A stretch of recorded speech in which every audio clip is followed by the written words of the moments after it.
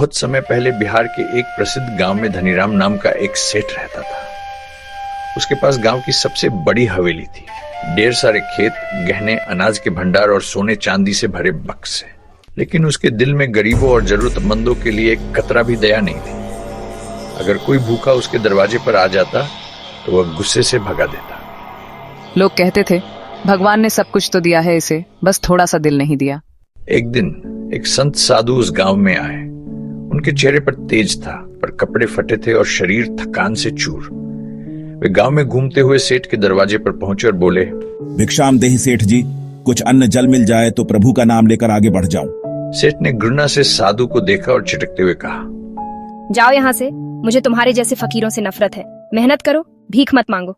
साधु शांत भाव से बोले, सेठ जी, जिस धन पर अहंकार हो जाए वो विनाश का कारण बन जाता है।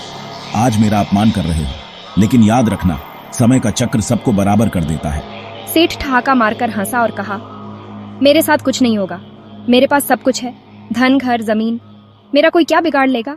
साधु मुस्कुराते हुए आगे बढ़ गए, लेकिन उनके शब्द हवाओं में गूंजते रहे। कुछ ही महीनों बाद गांव में भयंकर बाढ़ आ गई। कई दिन तक बारिश होती रही। नदियां उफान पर थीं। सेठ का घर, खजाना, खेत सब पानी में बह गया। लोग अपनी जान बचाने के लिए भागने लगे। सेठ, जिसने कभी किसी की मदद नहीं की थी, अब खुद भूखा प्यासा गलियों में घूम रहा था। जिन लोगों को उसने दुत्कारा था, उन्होंने भी उसकी मदद नहीं की। फिर एक दिन उसी बाढ़ के बाद एक मंदिर में एक भिक्षुक सेठ को पहचान गया। वो कोई और नहीं, वही साधु थे। साधु ने कहा, आप यहाँ? सेठ जी, अब क्या हाल है? सेठ की आंखों से आंसू बह निकले। बाबा, आपने कहा था समय बदलता है, अब समझ आया कि असली धन क्या होता है। साधु ने उसे खाना दिया, कपड़े दिए और एक चटाई पर बैठा कर कहा, ध्यान रखो सेठ जी, इंसान के पास जो कुछ भी है वो भगवान की कृपा है। अगर उसे बांटा नहीं तो वह छिन सकता है। सच्चा सुख देने में है, लेने में नहीं।